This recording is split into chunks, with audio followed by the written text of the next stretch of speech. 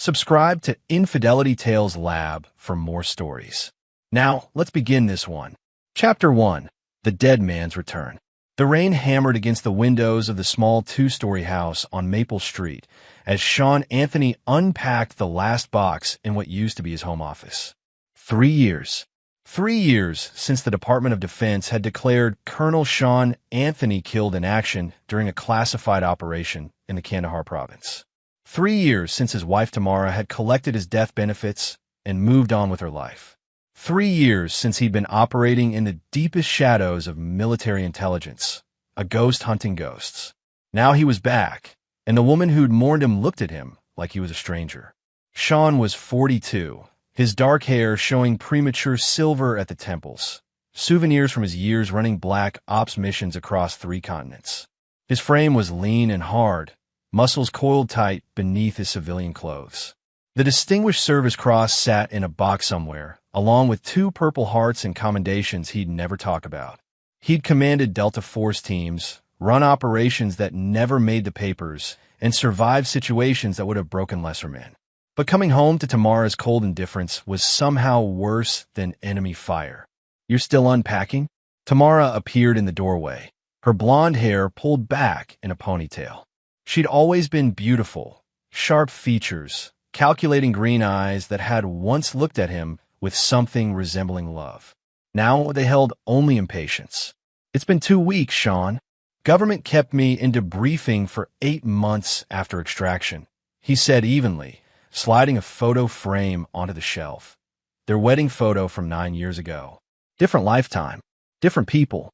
Then medical evaluations, physical therapy, psych evals. "You know how it goes." "Do I?" Her laugh was bitter. "You've been gone 3 years. I thought you were dead. I buried an empty coffin, Sean. I grieved. I moved on." There it was. Moved on. He'd noticed the way she flinched when he touched her. The separate bedrooms she'd insisted on. "You need space to readjust." The phone call she took in private. The new expensive car in the driveway she'd explained away as treating myself. "I called you as soon as they allowed me to make contact," Sean said quietly. "The mission was classified. Deep cover. I couldn't. I know this speech." She waved him off. "I've heard it 5 times now. Look, I have to run out. Meeting with Sheila about the charity event." Sheila Fraser, Tamara's best friend since college. He'd never liked her. Too interested in money, too quick to judge. But Tamara had always defended her. "What charity event?" "The Veterans Relief Foundation Gala. I'm on the planning committee." A slight edge in her voice. "Some of us didn't stop living just because you were gone." She left before he could respond, heels clicking down the hallway. The front door slammed. Sean stood in the silence, his instincts screaming. The same instincts that had kept him alive through dozens of operations. Something was wrong. Very wrong. He walked to the window and watched Tamara's Mercedes pull out of the driveway. Then he moved to the desk and pulled out the laptop he'd picked up from a military surplus dealer. Untraceable, encrypted, off any network the government monitored. Old habits. He'd been watching her for the past week. Not because he wanted to, but because his training wouldn't let him ignore the signs. The whispered phone calls. The cash withdrawals. The way she tensed whenever he entered a room. The laptop contained software he wasn't supposed to have anymore. Programs that could crack passwords, track phones, access security cameras. He'd already cloned her phone 2 days ago when she left it charging in the kitchen. What he found made his blood run cold. Text messages to a contact saved as B. Dozens of them. B. When is he leaving again? Tamara. He doesn't leave. He's always here. I can't breathe. B. We need to talk about the plan. Tonight? Tamara. Yes. The usual place. 9 p.m. The messages went back weeks. Before he'd even finished his debriefings. Before he'd come home. Sean leaned back in his chair, his jaw tight. He'd faced enemy combatants, survived torture, led men through hell. But this was different. This was betrayal from someone he'd trusted with his life. He kept reading. More messages. More meetings. And then, from last night, B. $2 million in life insurance. Split it 50/50ths. No one will question it after everything you've been through. Tamara. I can't keep doing this. Living with him. Pretending. B. You won't have to much longer. I promise. Sean closed the laptop, his mind shifting into operational mode. Emotion had no place here, not yet. First, gather intelligence. Identify the enemy. Assess the threat. Plan the response. He needed to know who B was. He needed to know what they were planning. And he needed to know how deep this went.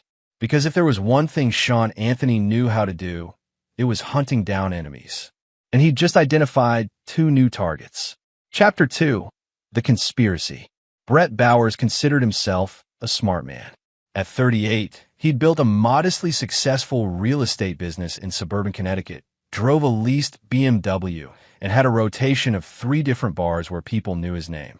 He had a friendly face, the kind women trusted, sandy hair, easy smile, just enough charm to be dangerous. He also had expensive tastes that outpaced his income, a gambling problem he hid well, and a total lack of conscience. Tamara Anthony had walked into his open house 18 months ago, and Brett had seen opportunity. A military widow, vulnerable and lonely, with a massive life insurance payout sitting in her bank account. $2 million that she'd barely touched, like she was waiting for permission to enjoy it.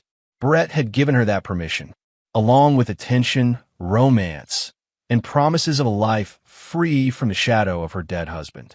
Except Sean Anthony wasn't dead anymore. "This is a disaster," Brett muttered, pacing across Tamara's hotel room. They'd been meeting here for months, the Riverside Inn, paying cash, using fake names. "When you called me saying he was alive, I thought you were having a breakdown. I wish I was." Tamara sat on the edge of the bed, her head in her hands. "He just showed up at the door like nothing happened. The Army declared him dead, Brett. We had a funeral. I collected the insurance. And now he's back, sleeping down the hall, acting like he belongs here. You need to return the money." "I can't." Her voice cracked. "I spent $40,000 on the car. Another $30,000 on renovations. I gave $50,000 to Sheila for the charity. Our charity, Brett. The one we set up to funnel." "Don't." He held up a hand. "Don't talk about that here. The Veterans Relief Foundation. It had been Sheila's idea, actually. A fake charity to launder Brett's gambling debts and Tamara's suspicious expenses. They'd even hosted a few small events, enough to look legitimate. The real money went into offshore accounts, carefully hidden behind layers of shell corporations. It was working perfectly until Sean Anthony came back from the dead. What if he finds out?" Tamara asked, her green eyes wide with fear. "About us? About the money? About everything?" Brett stopped pacing. "He won't. He was in special forces, Brett. He's trained to fight terrorists, not investigate insurance fraud." Brett sat beside her, taking her hand. "Look, he's been through hell. He's adjusting. He's not thinking clearly. We just need to be careful until he deploys again. He's not deploying. He's retired. Medical discharge. He's here permanently." The words hung in the air like a death sentence. Brett's mind raced. $2 million. Half of it was supposed to be his. They'd planned it all out. Wait a respectable time after the funeral, get married quietly, combine finances, live comfortably. He'd already spent money he didn't have based on those expectations. And now this dead man was ruining everything. "There has to be a way," Brett said slowly, "to make him go away again." Tamara pulled her hand back. "What are you saying?" "I'm saying we have options." He stood, the wheels turning. "Think about it. He's traumatized, suffering from PTSD, probably. Violent nightmares, maybe? Paranoid behavior. Brett, I'm not saying we do anything. I'm saying we document things. Build a case that he's dangerous. Unstable. Then, if something were to happen, if there was an incident, nobody would be surprised." Tamara stared at him. "You want to kill him?" "I want us to have the life we planned," Brett corrected. "The life we deserve. He's been gone 3 years, Tamara. You don't owe him anything. You've moved on. You have a right to be happy." He could see her wavering. Tamara had always been easy to manipulate. Beautiful, insecure, desperate for someone to take control. Brett had recognized it the moment they met. "Ow," she whispered. Brett smiled. "Let me make some calls. I know people, guys from my Army days." He'd done 2 years in the National Guard before getting kicked out for disciplinary issues, but he kept in touch with a few useful contacts. Meanwhile, You start documenting erratic behavior. Write it down. Tell your friends you're scared. Build the narrative. And then Colonel Sean Anthony has a tragic accident. Maybe he's cleaning a weapon and it goes off. Maybe his PTSD gets the better of him. Either way, you're a widow again. Legitimately this time. Tamara was quiet for a long moment. Then she nodded, almost imperceptibly. Okay, she breathed. Okay. Brett kissed her forehead, hiding his smile. It would work. It had to work. He owed serious people serious money, and $2 million would solve every problem he had. He just needed to make sure one decorated war hero didn't get in the way. Chapter 3. Surveillance. Sean watched them through the scope of his surveillance binoculars from across the street. The Riverside Inn, room 237. Tamara had said she was meeting Sheila. Instead, she'd driven straight here to meet a man Sean had identified within 6 hours of starting his investigation. Brett Bowers, age 38, dishonorable discharge from the National Guard, failed businesses, mounting debts, and a charming smile that probably worked on desperate women. Sean had accessed his financial records, easy enough with the right access codes, and found a man drowning in gambling debt and bad investments. Through the scope, he watched them talk. Body language spoke volumes. Brett's hand on Tamara's shoulder, possessive and controlling. Tamara's posture, leaning toward him, seeking comfort. The way they moved together suggested intimacy, months of it, maybe longer. Sean lowered the binoculars, his expression neutral. In the field, emotional detachment was survival. You analyzed the enemy's behavior without judgment, identified patterns, exploited weaknesses. Personal feelings got you killed. He couldn't afford to feel anything right now. His phone buzzed. Unknown number. He answered. Sean Anthony? A familiar voice, rough with age but still commanding. General McNeil. Sean felt genuine surprise. Tristan McNeil had commanded JSOC operations, the man who'd sent Sean on his final classified mission. Didn't expect to hear from you, sir. I heard you were stateside. Thought I'd check in. A pause. How's civilian life treating you? Differently than expected. McNeil chuckled darkly. They always do. Listen, I'm in Hartford next week. Boring Defense Department meetings. Buy you a drink. Appreciated, sir. And Sean, if you need anything at all, you call me. You earn that much. Yes, sir. The call ended. Sean pocketed the phone, a plan beginning to form. He wasn't just dealing with an unfaithful wife and her criminal boyfriend. He was dealing with people actively plotting against him. The text messages made that clear enough. No one will question it after everything you've been through. They were planning to kill him, make it look like suicide or an accident, probably claim PTSD. It was a smart play, actually. Everyone would believe a traumatized veteran couldn't adjust to civilian life. But they didn't know who they were dealing with. Sean returned to his house. He couldn't think of it as home anymore, and went to the basement. He'd set up a workshop down here, telling Tamara he needed space to work on projects.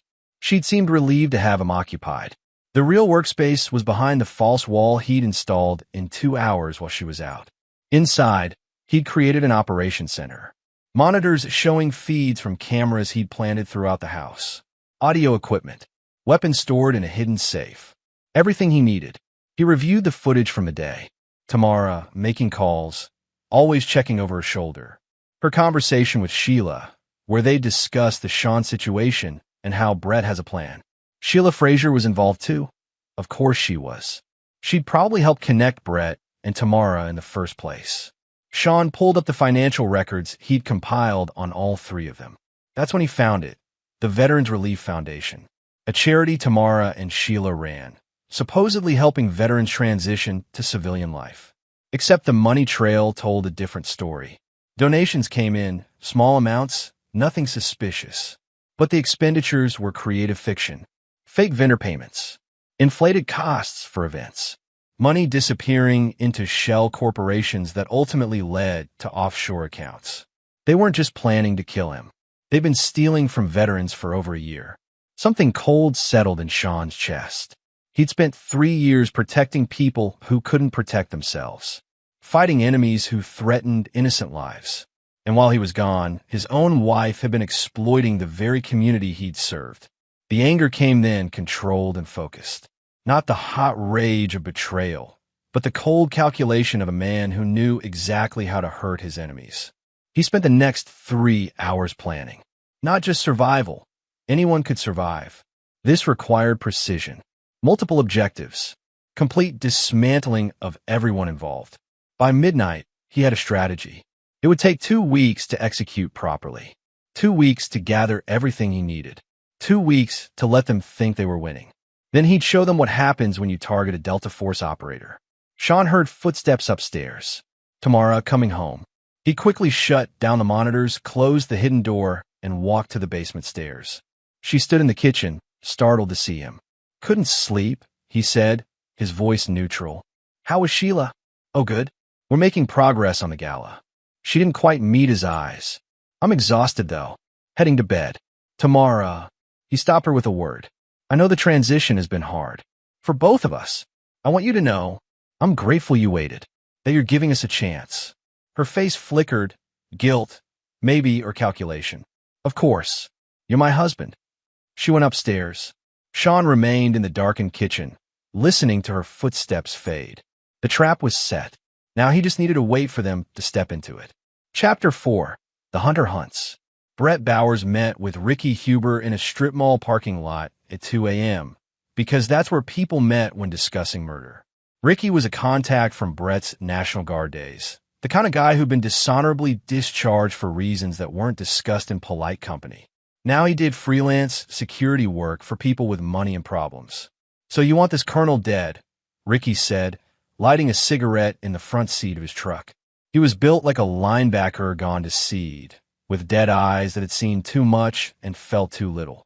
"I want options," Brett corrected. "Something that looks natural. Natural costs extra. Accidents take planning."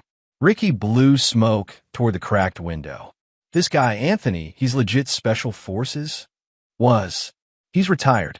Medical discharge. Delta Force don't retire, man. They just go dormant."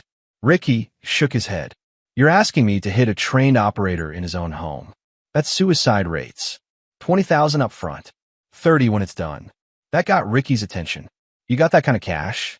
Brett didn't, but he would. He'd already taken out loans against properties he barely owned, promising himself it would all be worth it. "I've got it." "When?" "Soon. We need to move fast." Brett leaned closer. "The wife will help from inside. She'll make sure the alarm is off. Doors unlocked. She'll document erratic behavior. PTSD episodes, violent outbursts. Build the narrative. And then I walk in, pop him while he's sleeping, make it look like suicide. Something like that. Or a cleaning accident. He's got weapons in the house. Lots of them, apparently." Ricky considered this. "I'll need surveillance first.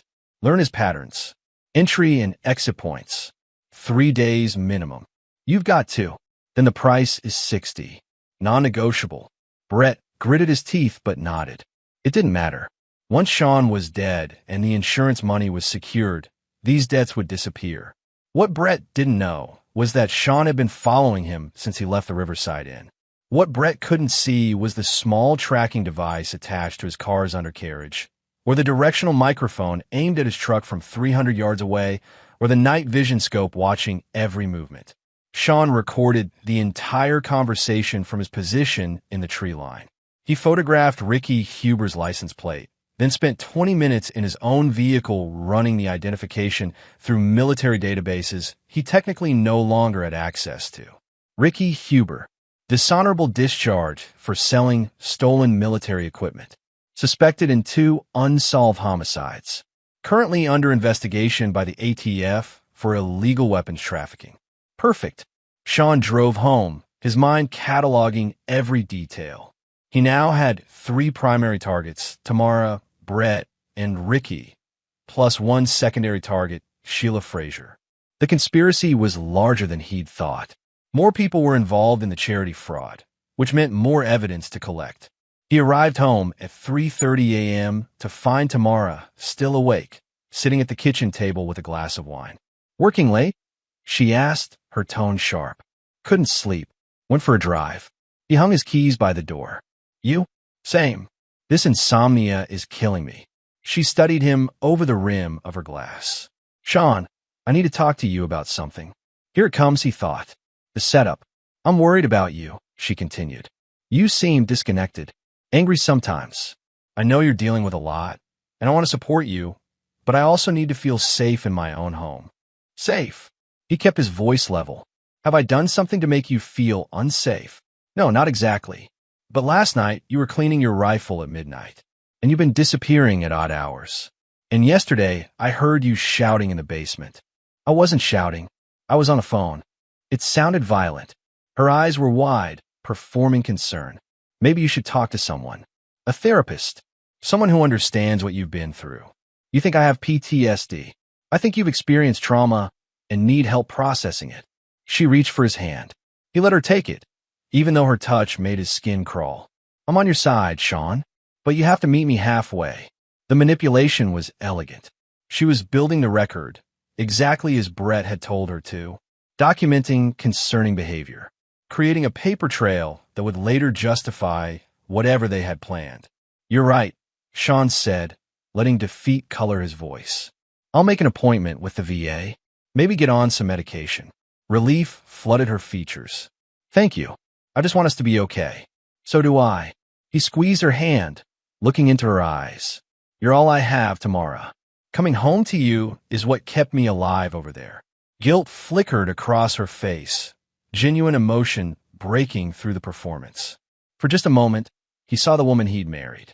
Then it was gone, replaced by the stranger who was plotting his murder. Get some sleep, she said, withdrawing her hand. Things will look better in the morning. Sean went to his room and closed the door. Then he retrieved his laptop and began phase 2 of his operation. He'd recorded Tamara's statement. He had Brett's conversation with Ricky Huber on audio. He had financial records showing the charity fraud. Now, he needed to connect all the pieces in a way that would destroy them completely. He started with Ricky Huber. One anonymous call to the ATF about illegal weapons in Storage Unit 247 would trigger investigation. But Sean wanted more than that. He wanted Ricky to lead the feds directly to Brett. Next, he drafted documents that would quietly expose the Veterans Relief Foundation's fraud, but not to the police. Not yet. Instead, he sent carefully worded inquiries to the IRS and several veteran advocacy groups, asking innocent questions about the foundation's finances. It would take weeks for the investigations to ramp up, but when they did, every transaction would be scrutinized. Finally, he composed a message to General McNeil, outlining the situation in careful terms.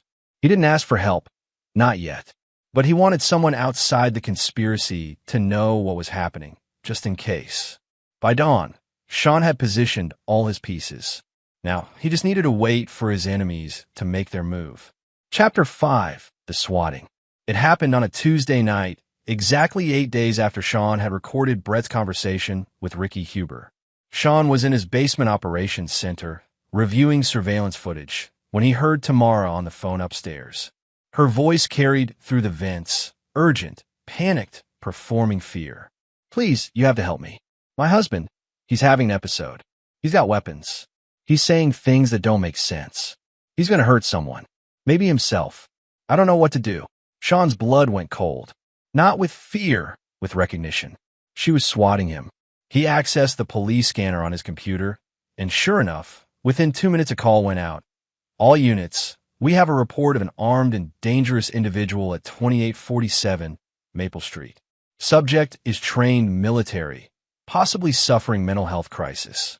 Approach with extreme caution. Then the kicker, from the police chief's direct line, Lloyd Carlson's voice. Authorization for SWAT deployment. Suspect is barricaded and has expressed suicidal ideation with intention to harm first responders. Rules of engagement. Use of deadly force authorized if threatened. Shoot on sight. Tamara had just called in a kill order on her own husband. Sean moved fast. He had maybe 10 minutes before the SWAT team arrived. He climbed the stairs calmly, finding Tamara in the living room, her phone clutched to her chest, real tears streaming down her face. Sean, please, she said, performing for the recording. Just put the gun down. We can get you help. I don't have a gun, Tamara. You're scaring me. I know exactly what you're doing. He spoke quietly, without anger. You call the police. Told them I'm armed and dangerous. Told them to shoot me. Very clever. Her mask slipped. For just a second, he saw the calculation in her eyes. You're paranoid, she said, but her voice wavered. You need help. I need you to sit down and be quiet. Because in about 7 minutes, a SWAT team is going to kick in that door. And if you've done this right, they're going to be looking for a reason to shoot me. Sirens in the distance, growing closer. Sean walked to his gun safe, opened it, and removed his hunting rifle, the one he'd been cleaning that night Tamara mentioned.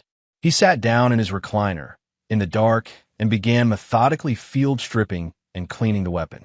Tamara watched him, horror dawning on her face. What are you doing? Waiting. Sean, they're going to kill you. Maybe. Or maybe they're going to recognize me. The sirens were right outside now. Squealing tires. Shouted commands. The mechanical crunch of the battering ram hitting the front door. Police. Search warrant. Show your hands. The door burst inward. 6 SWAT officers poured into the house, weapons up, lasers painting the darkness. They found Sean sitting in his recliner, cleaning his rifle, completely calm. Drop the weapon. Drop it now. Sean didn't move. He looked up at the officer in front, Captain Hector Nichols, according to his name tape. Their eyes met in the dim light. Recognition dawned on Nichols's face like sunrise. Colonel. Nichols lowered his weapon. Colonel Anthony? Captain Nichols. Sean's voice was steady. Been a while. Nichols looked around at his team, then back at Sean. We thought you were dead, sir. Kia, in Afghanistan. 3 years ago. I got better. Sean carefully set down the rifle, hands visible. Mind if I stand? This is getting uncomfortable. Jesus Christ. Nichols turned to his team. Stand down. Stand down. The other officers lowered their weapons, confused. Sir, we got a call. I know what you got. Sean stood slowly. My wife called it in. Made me sound like a dangerous psychotic. He gestured toward Tamara, frozen in the doorway. She's right there, by the way. Tamara Anthony. You want to arrest her? Nichols stared. Sir, arrest her, Captain. Attempted murder. Filing a false police report. Probably fraud too, but we'll get to that. Sean's voice hardened. And then I need you and your team to clear the room. What I'm about to explain is classified, and you don't have the clearance. Colonel, I don't understand. You will. Sean looked directly at Tamara. Tell them. Tell them what you did. Tamara's face crumbled. I don't. I was trying to help. You called police and told them I was armed, dangerous, and suicidal. You specifically told the chief to authorize deadly force. That's attempted murder using law enforcement as the weapon. Sean's tone was ice. You did it because you want the insurance money. You and your boyfriend, Brett Bowers. The boyfriend you've been sleeping with since 6 months after my death. The boyfriend who's currently arranging to have me killed by Ricky Huber, a known criminal. Every word was a hammer blow. Tamara collapsed to her knees, sobbing. Nichols looked from Tamara to Sean. Sir, these are serious accusations. They're facts, and I have evidence for all of it. Sean pulled a flash drive from his pocket. Audio recordings, financial records, text messages, everything you need.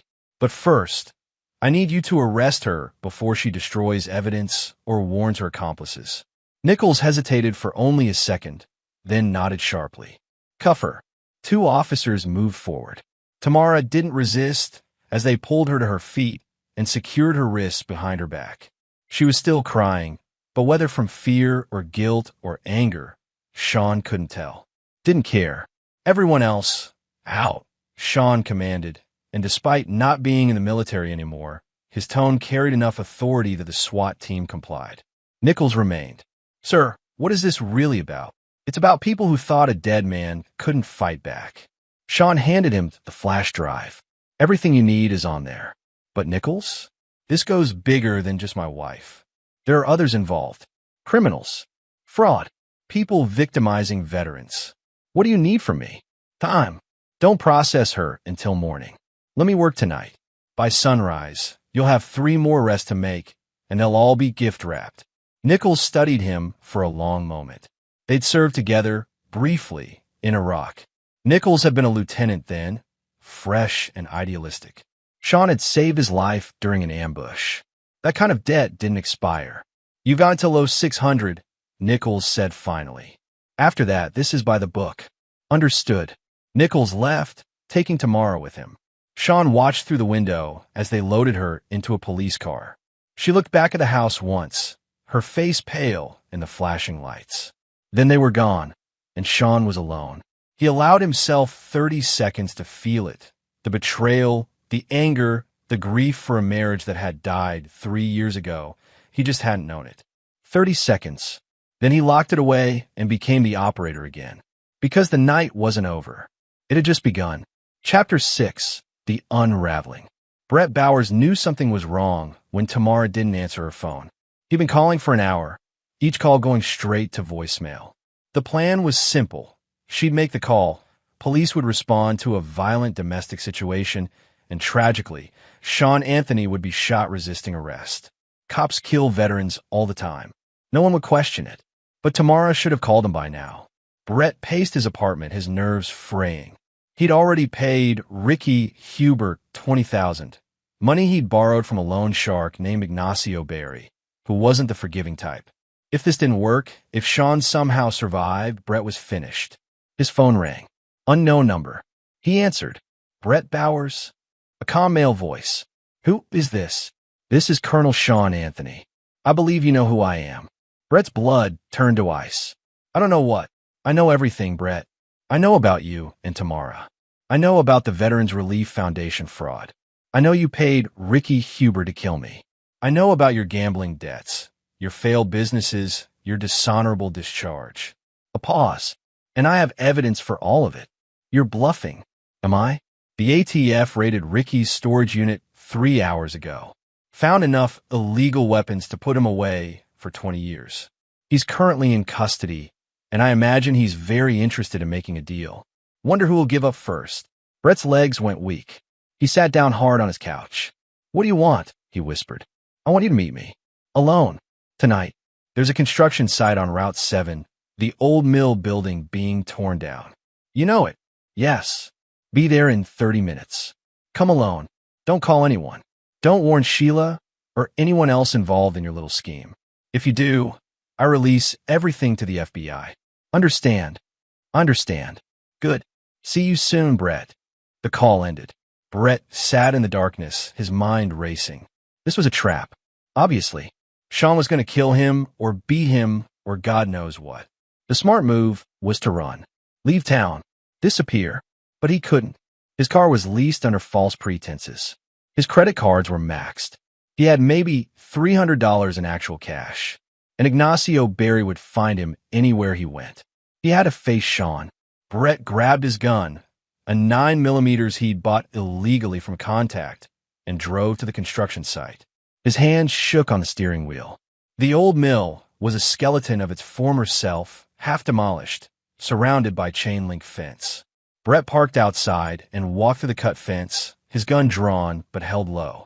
I'm here, he called into the darkness. Silence. Then a voice from the shadows. Drop the weapon. I'm not dropping anything until I see you. You're not in a position to negotiate, Brett. Suddenly, blinding light. Portable floodlights switched on, illuminating the entire area. Brett squinted, temporarily blinded. When his eyes adjusted, he saw Sean standing 30 feet away, unarmed, hands at his sides. Just us, Sean said. No cops. No tricks. Just a conversation. About what? About how much prison time you're facing. Let's see. Conspiracy to commit murder. That's 25 to life. Insurance fraud, another 10 years. The charity embezzlement, another 5. Plus whatever other charges the IRS adds when they finish investigating. Sean stepped closer. You're looking at spending the rest of your life in a federal prison, Brett. All for $2 million you never even got. Tamara is in custody.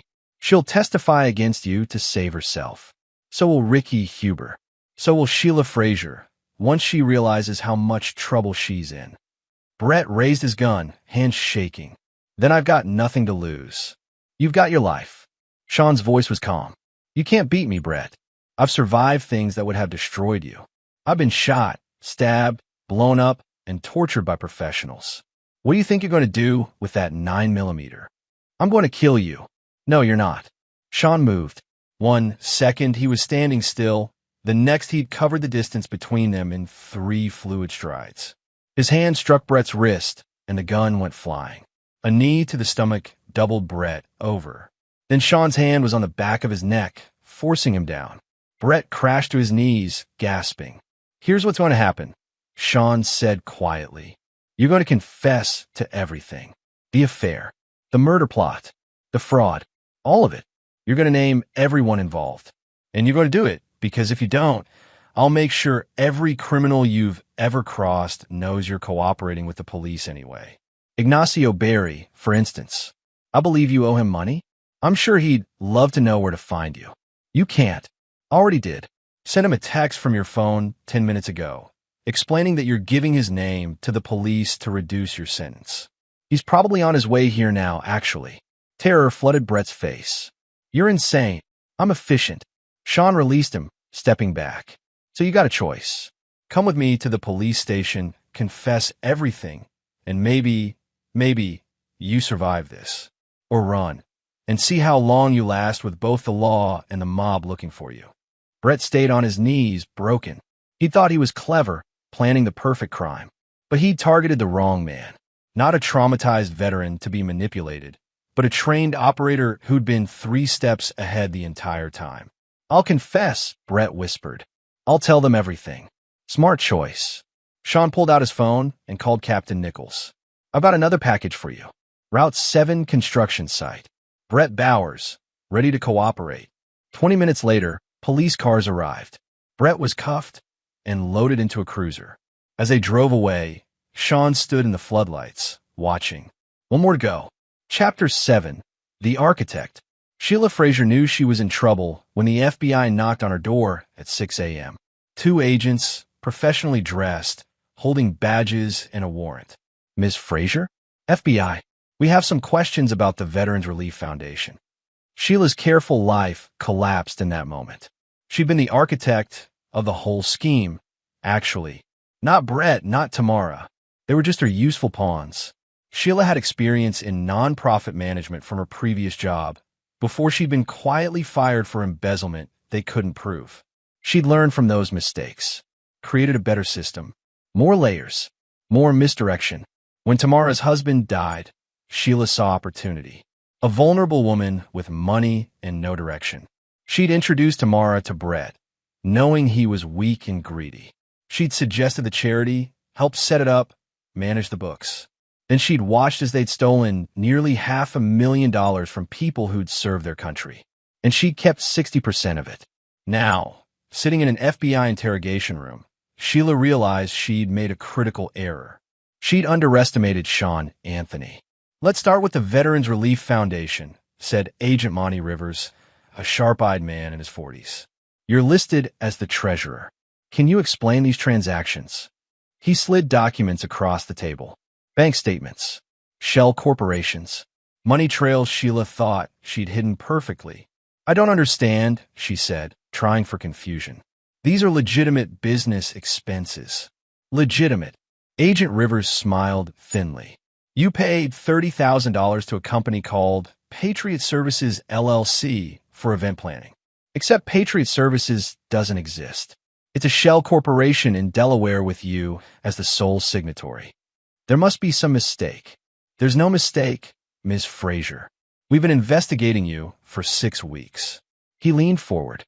"Someone sent us a very detailed tip.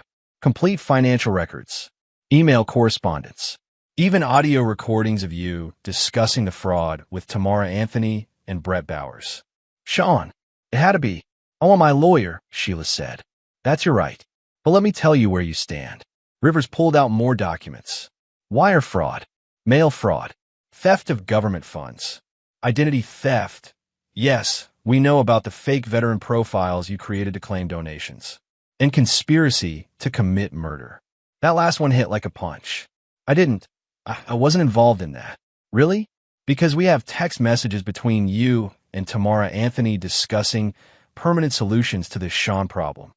We have financial records showing you withdrew $15,000 in cash the same day Brett Bowers paid Ricky Huber. You're implicated, Ms. Fraser." "Deeply." Sheila's hands shook. What do you want from me? The truth. All of it. Everyone involved. Every transaction. Every lie. Rivers sat back. Do that, and maybe, you see daylight again before you're 70. Sheila looked at the evidence spread before her. Her careful plans, her perfect crime, lay bare. And she understood, finally, that she'd never been as clever as she thought. She'd just been lucky until she wasn't. There are others, she whispered. Not just us. The charity, we weren't the first. Rivers leaned forward. Explain. I learned it from my previous job. The Hamilton Foundation. They were doing the same thing. Fake charity, stealing from veterans. I just copied their model. She looked up. If you want everyone, I can give you names. Dates. Bank accounts. The whole network. Keep talking. And Sheila did. For 6 hours, she explained how veteran charity fraud had become a cottage industry.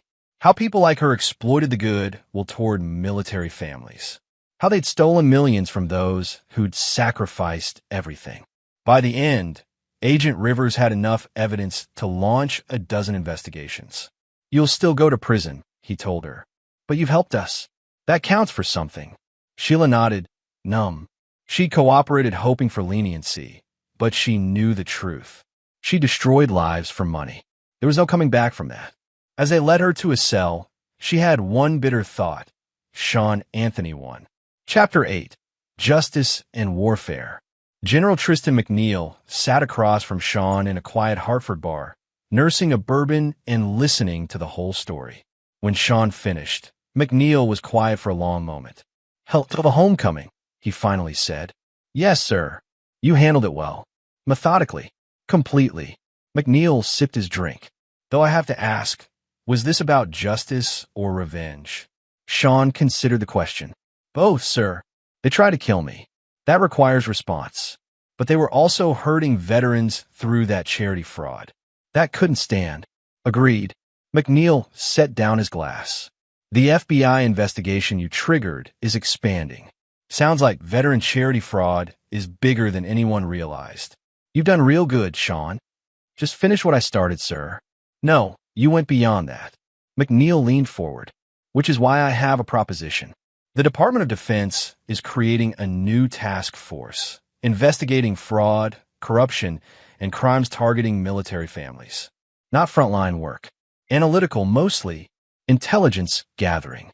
But important work. You're offering me a job? I'm offering you purpose. You're too good to waste on civilian life, Sean. And you're too young to retire to a rocking chair. McNeil smiled slightly.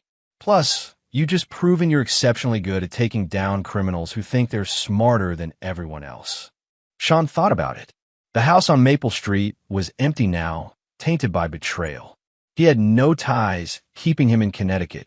No reason to stay. And he was bored with civilian life. What's the timeline? He asked. Report to Arlington in 2 weeks.